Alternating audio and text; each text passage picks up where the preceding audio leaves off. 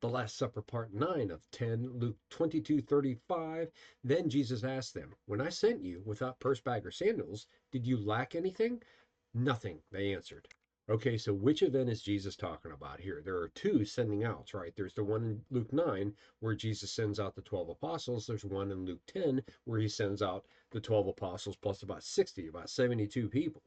You'd think it'd be the former, but it's actually, I think it's the 72 one that he's talking about. And that's because he uses this line, purse, bag, and sandals. When he sends out the 72, he says, "Do not take a purse, bag, or sandals." And he says it again here. And I think this distinction is significant because I think my theory is that through the Last Supper, Jesus is purposely expanding the guest list to the supper, as it were. Consider that the first thing Jesus explains is that this meal is the last time he's going to eat it until the kingdom of God comes. So there's an implied change.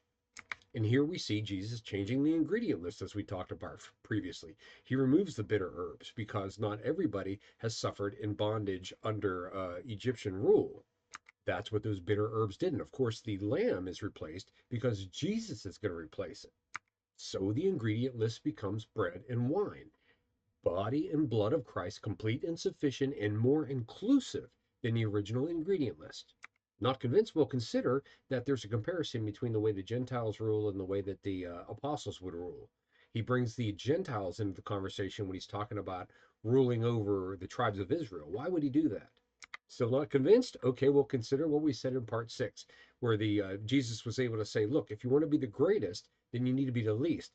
The apostles wanted him to say which of the apostles were the greatest. Jesus said how to be the greatest, not which. This means that everybody can be the greatest and participate.